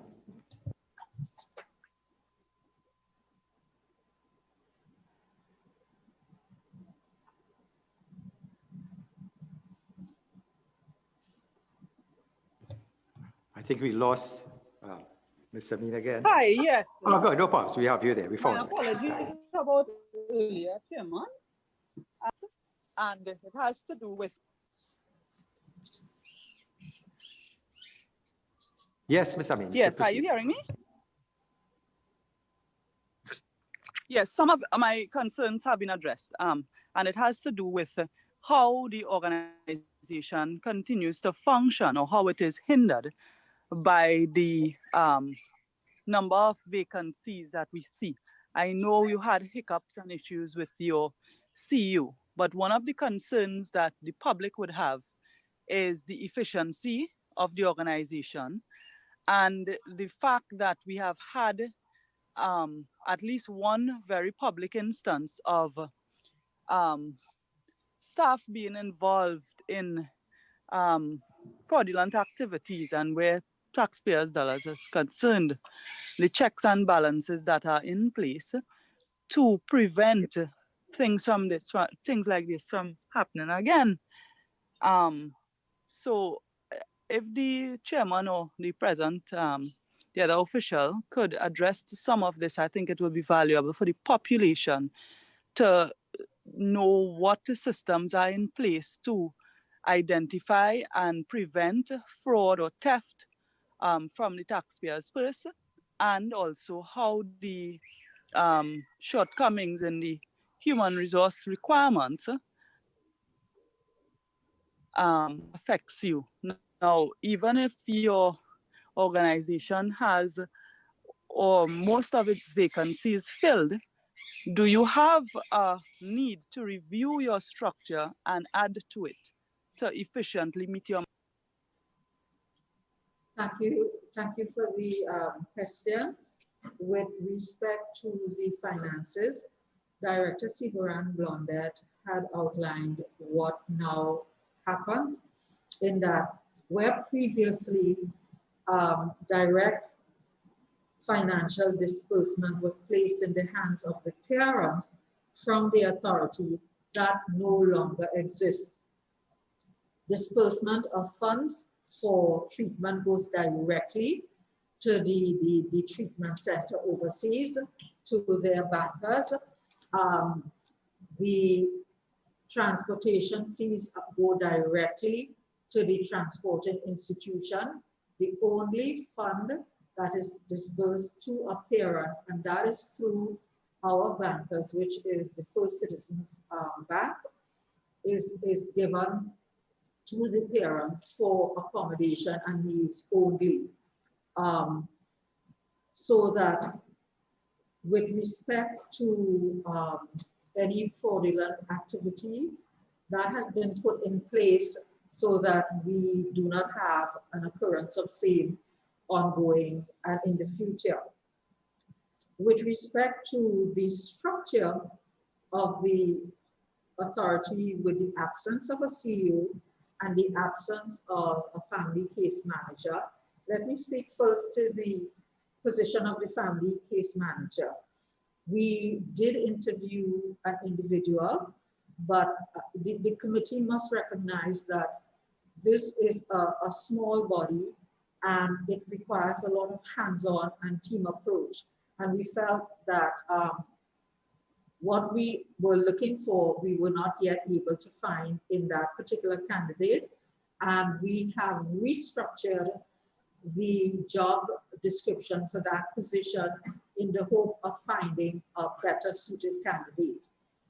Secondly, with the position of the CEO, which perhaps would present a little bit more of a challenge to fill, because one has to recognize that if we are having a CEO for this authority, it must be a CEO with not only background in finances, but also perhaps some background into medicine and the social, cultural needs of the community. So again, that is going to be a little bit of a challenge to find the right kind of person, but we do have the advertisements out at present. So we are hoping that those two positions can be filled within this year of 2020. The structure, the organizational chart, which we have presented, we do have at the moment 2 case officers who is managing the load, and to give oversight for the day-to-day running of the institution. I have to tell you that since coming on board, that the directors have been available for all matters, whatever time of day, and the decision making. So at the moment, in the absence of a CEO and a family case manager, the board of directors is supplying close scrutiny to what happens with the day-to-day management of the life unit.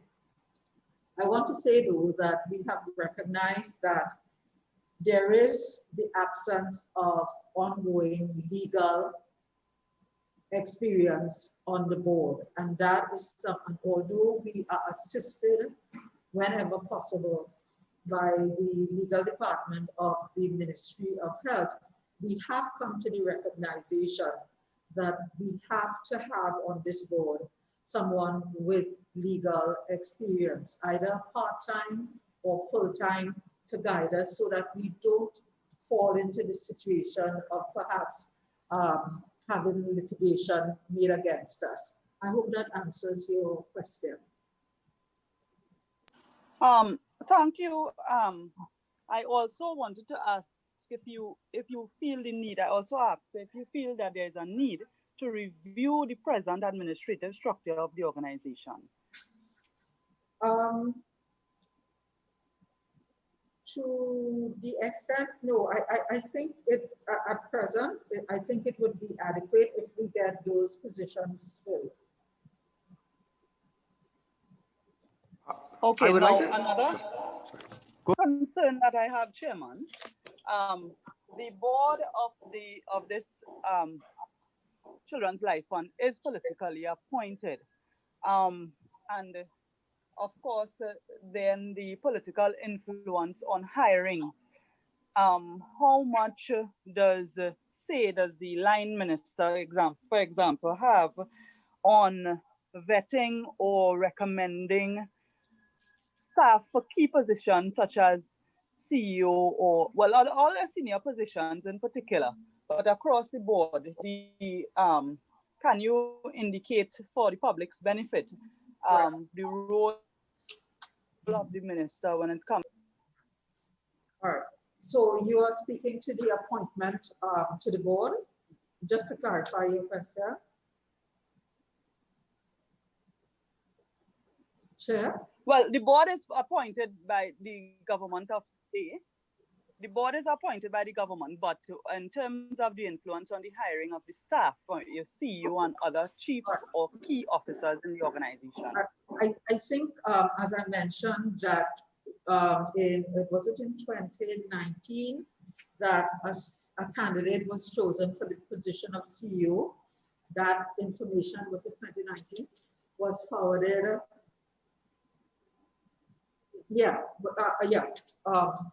A candidate was selected in 2019 for the position of the CEO.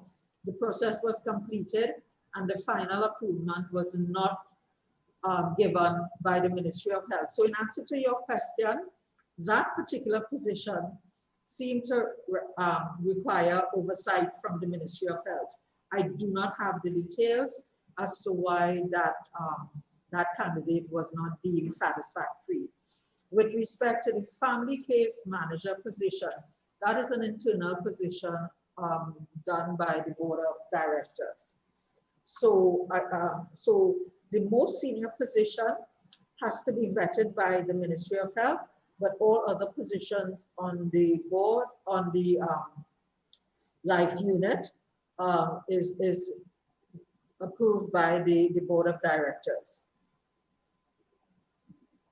I guess we may have to pose a question to the Chairman, I would minister. just like us to note the, we have to look at, and if there is no reason being put forth, well, one should have been put forward for the minister not accepting the recommendation. Let me just say that a reason may have been put forward, but we do not have that information available for this meeting. So I can't say that a reason wasn't put forward. We just don't know. I think, remember what I think we can do, since the Ministry of Health officials could not make it this morning due to the COVID situation and what they are busy doing for the country. I think this is a good question to put to them. Why did this recommendation, why was this recommendation not accepted? So at least we would know. And yeah, so we'll get that in writing, number one. And number two, I'm asking the members of the authority, do you think your compensation package is good, or does it need to somehow increase? Because I think persons are looking for jobs. And one thing I want to note here, in the life unit, I think your members choose the persons in the life unit. But at section 17.2, C and D, it states the life unit should comprise of, well, besides a manager, an administrative officer, medical volunteers and non-medical volunteers. How do you get these persons on board? And when you say non-medical volunteers, who are those persons? How do you choose them? And how do they come about? Do they give up their service? Do you think we need to pay them a stipend? Or do you have volunteers coming forward and doing their civic duty? The chair, the medical volunteers are those who sit on the clinical review panel. They are not paid a stipend or any fee for their services. They do it out of dedication to the children of Trinidad and Tobago, and that includes the specialist consultants who are Trinidadian nationals, but who now reside and work overseas. So they constitute the medical volunteers that we have. At present, we have no non-medical volunteer attached to the life unit or the authority. And in terms of that non-medical, so it's commendable. We still have persons given of their time, given for their country, given for the children, and that is commendable as volunteers.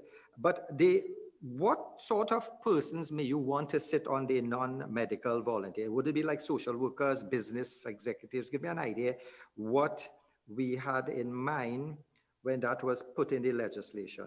What do you conceptualize as filling that medical volunteer? I think that it would be non-medical volunteers that we would like to have involved with the authority would be someone with business background that could direct us in terms of finances, someone with a background in either social work or psychology. I say psychology because you must recognize that when a parent has a child who is extremely ill and whose lifespan seems to be somewhat potentially limited,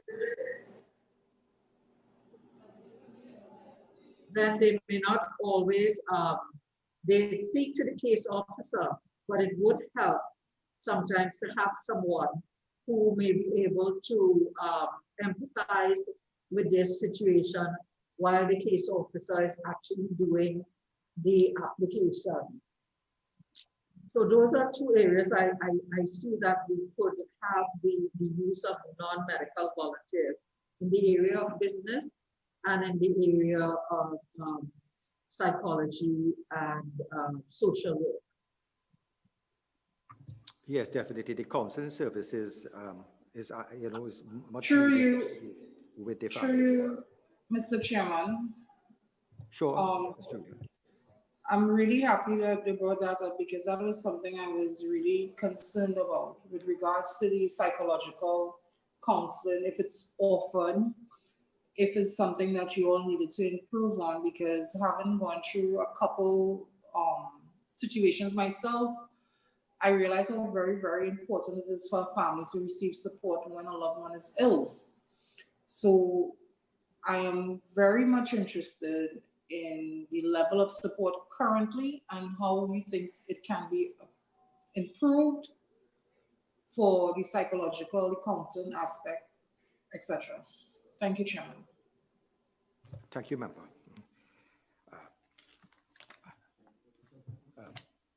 I just wanted to find from the in terms of public awareness, right, and stakeholder engagement, we had instances where persons who had been refused took legal action, went to the press, and it brings up certain sort of sentiments in the public, where you think a child may not be, denied services, even though it's done within the act as we clearly identified.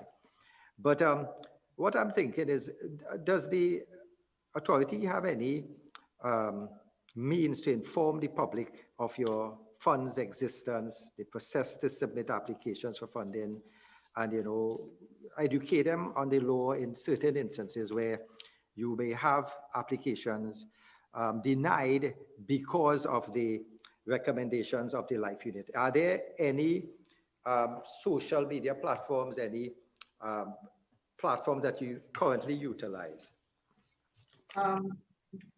There are none at the moment that we utilize to highlight, I want to say, the work of the authority. But Chair, the Ministry of Health has approved a web page for the authority on the ministry's website. So that is one way of getting the message out there. But it is often difficult in our setting to counter negativity in the press. And also we cannot divulge what is private information provided to the Life Unit and to authority on any particular case. So oftentimes in the media, statement may be made by a family, but we cannot divulge information on the activity of the authority to the public in that manner. Okay? I agreed, but I think something about the limits of your organization, working with the ambits of the law, probably may, educate the public, not to get that emotional outburst when all your board is actually doing is trying to work within the law. And in terms of meetings, Section 10 of the Act actually says the board should meet at least 6 times annually. With this COVID situation, right? Have you been meeting via Zoom or, because when I looked at the Act actually went a little ahead, because while Section 10 said you have to meet at least 6 times annually, Section 11 did give in Part 2, all meetings under this section may be held with the use of teleconferences or such other electronic means of communication. So this piece of legislation was ahead of the game actually in terms of Zoom conference or what we now face in the COVID crisis. So how do you meet? Do you meet via Zoom, or could you give you an idea how you get these processes delivered? The authority or the Life Unit and the board meet every Wednesday of each month. So whereas it says it shall meet at least 6 times, the authority is actually meeting monthly. So that would be 12 times a year that we would meet. In addition to that, if there is a matter for consideration by the board, via email, it is done by a round robin with a majority of 5 decision-making persons. So monthly we meet via Zoom every 3rd Wednesday of the month, and additionally on a daily basis, whatever comes up for discussion, we also do so via the internet and in a round robin manner for approval. So I can tell you, Chair, it's almost every day we are in discussion with the Life Unit, the board members, that is. As I remember, I said that in the absence of the CEO, the board has been duly managing the work of the Life Unit. So it's a daily process right now, with a once monthly meeting. Dr. Alexander, I see your drive has not diminished over the years. I remember days when you were younger in the hospital having that same drive, and I commend you and I commend your team for their excellent work they have been doing. And at this stage, I would like to ask members, do you have any further questions for the members of this authority? Chairman, on my end, I'm okay.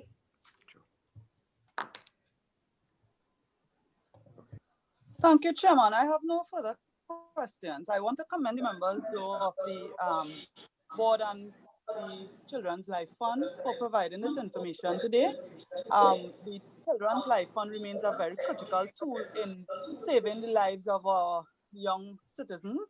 And I really do look forward to the day when it could be expanded, because I know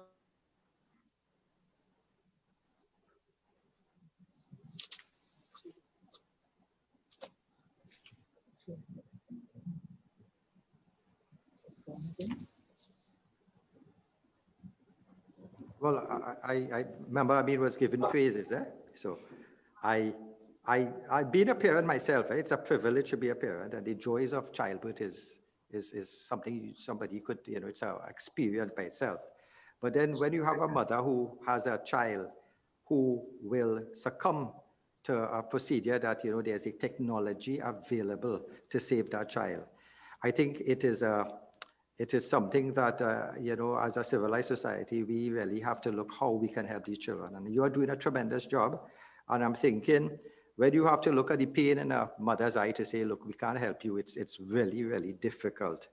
And I could understand the difficulty sometimes you face in making these decisions.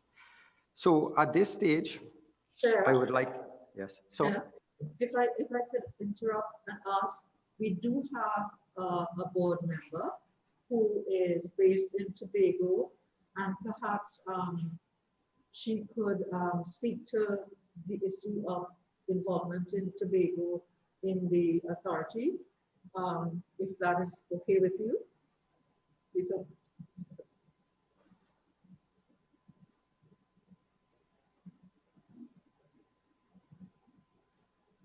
Director Irina Noel Balfour.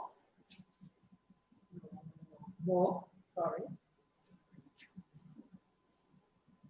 Yeah, so I saw from the board should comprise of 9 members, and I see here a senior public officer nominated by the Tobago House of Assembly and a senior public officer nominated by the minister with responsible for Tobago affairs. So 2 Tobago representatives, I think, you have on the board. So we would be very pleased to hear any sort of idea of what's happening in Tobago, how the Tobago populace is being helped by this. So I welcome your input, please.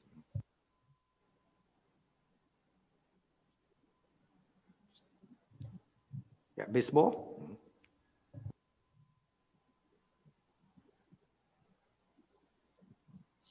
Thank you, Mr. Chair. Indeed, I'm pleased to be part of the Children Life Fund Authority, a member of that. Director, I know that all applicants for Tobago are submitted to Trinidad for processing. All the applications from Tobago were submitted to Trinidad for processing. So we would together with the Trinidad and have our meetings for processing of any applications. So Ms. Moore, if you have a child in Tobago that is ill, that child has to come to Trinidad also to get the doctors to, to look at that child and examine that child over, or do the doctors come to Tobago? What's any sort of arrangement there? Or is it we know for one, they usually attend clinics at Trinidad. They will attend the clinic and the referring specialist will refer to the authority at Trinidad. Well, thank you, Ms. Moore, for giving us that input. And it's a pleasure to know that we are servicing both of our islands, as you know. And I'm pleased to now bring this session to a close, but I would like to ask the officials of the Children's Life Fund, thank you for your contributions in today's proceedings. And I'd like closing comments, brief closing comments from Dr. Diane Alexander, the chairman of the Children's Life Fund Authority.